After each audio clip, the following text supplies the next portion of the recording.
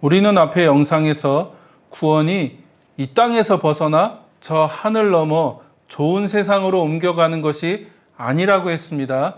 그것은 구원을 성경의 전체적인 그림에서 이해하지 못한 잘못된 해석입니다. 성경에서 제시하는 구원을 제대로 이해하려면 창조에서부터 다시 시작해야 합니다. 하나님은 6일 동안 이 땅을 만드셨고 그 땅을 하나님의 형상으로 창조한 인간에게 맡기셨습니다. 이것에 대한 바른 이해에서부터 구원의 문제를 풀어가야 합니다. 오늘은 여러분들과 함께 하나님의 형상이 무엇이며 그것이 갖는 의미가 어떤 것인지를 살펴보도록 하겠습니다. 이것을 통해서 구원에 대한 성경적인 의미를 정리해 보도록 하겠습니다. 자, 그럼 시작하겠습니다. 안녕하세요. 세상 속의 제자도 이상준입니다. 하나님의 형상이란 표현은 창세기 1장 26절과 28절에 등장합니다.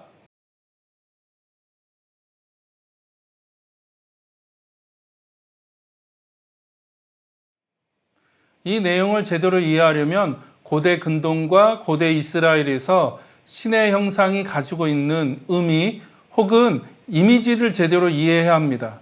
그 당시 사람들은 신의 형상이라고 하면 두 가지를 떠올렸습니다. 하나는 나무나 돌로 만든 신상을 의미한다는 거죠. 성경은 이것을 우상이라고 부릅니다. 또 다른 하나는 신의 1차적 형상으로 여겨졌던 왕입니다.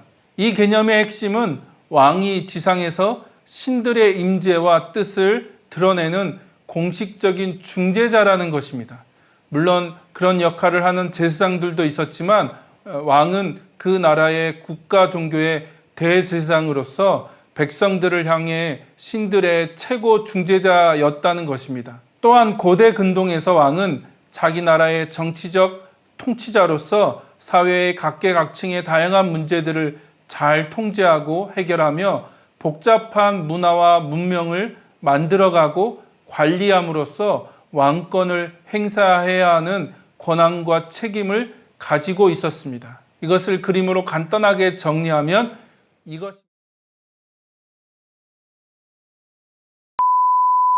그렇다면 성경에서는 어떻게 사용되었을까요? 성경도 일반적인 고대 근동의 배경에 의존하지만 의미와 내용이 완전히 달라진다는 것입니다. 첫째, 성경에서는 지상에서 대표해야 할 많은 신들이 존재하지 않는다는 것입니다. 오직 한 분 하나님만이 존재할 뿐입니다. 이것이 성경과 당시 고대 근동의 다른 나라들과의 가장 근본적인 차이점입니다. 둘째, 성경은 어떤 특별한 계층, 대표적으로 왕만이 지상에서 하나님의 임재를 나타낸다고 말하지 않습니다. 오히려 인류 전체가 하나님의 형상으로 지음을 받았다는 것입니다.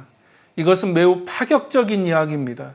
당시 고대 근동에서는 아주 소수의 엘리트 계층만이 신을 대변하는 존재들이라고 주장했는데 성경은 모든 인간이 하나님을 대변하는 존재라고 가르친다는 것입니다. 그래서 이스라엘은 당시 고대 근동에서 왕이 필수적이라고 생각하지 않는 유일한 민족이었습니다.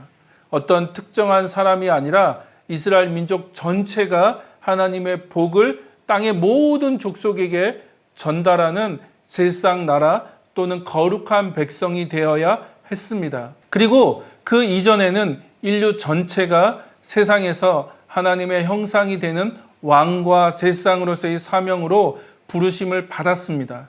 하나님은 그런 평범한 사람들을 통해서 하나님이 창조하신 이 땅에서 문화를 개발해 나가는 것을 원하셨고 계획하셨습니다. 창세기 4장 이후를 읽어보면 이것을 잘 보여줍니다.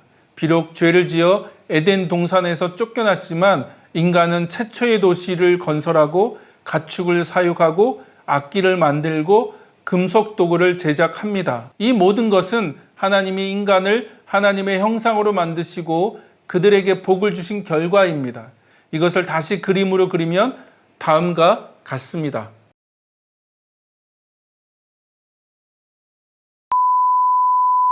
정리하겠습니다. 창세기 1장을 보면 하나님은 창조 과정을 마칠 때마다 매우 좋았다라고 말씀하셨습니다. 그러나 이것은 완벽하다라는 의미는 아닙니다. 다시 말해서 더 나아질 것이 없는 상태를 의미하는 것은 아니라는 말입니다. 창세기 1장의 창조 이야기를 자세히 살펴보면 하나님은 무질서의 세상에서 질서를 잡아가시는 모습을 발견할 수 있습니다.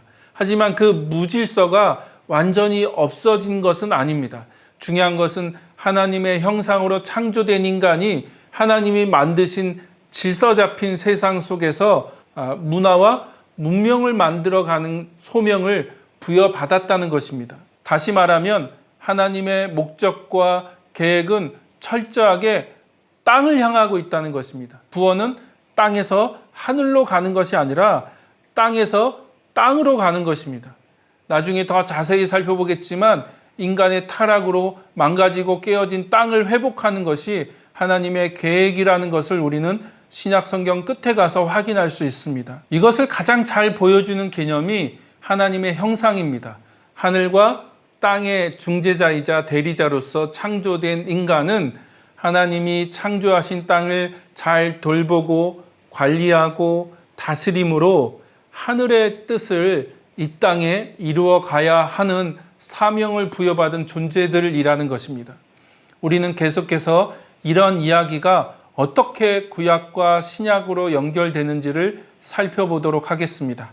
오늘 영상은 여기까지입니다. 계속해서 새하늘과 새 땅이라는 이 주제를 가지고 성경의 이야기를 살펴보겠습니다. 계속 기대해 주시고 이 내용들을 곰곰이 생각해 보시기 바랍니다. 자, 그럼 다음 영상에서 뵙겠습니다. 감사합니다. 안녕하세요. 세상 속의 제자도는 하나님 나라 관점으로 성경과 삶을 재해석하고 이 시대 속에서 예수 그리스도를 따르는 제자의 삶이 무엇인가를 고민하면서 그 길을 찾아가려고 하는 채널입니다. 보신 영상들이 도움이 되셨다면 왼쪽에 있는 구독을 꼭 눌러주시고요. 앞으로 더 유익하고 또 도움이 되는 영상으로 찾아뵙도록 하겠습니다. 사랑하고 축복합니다.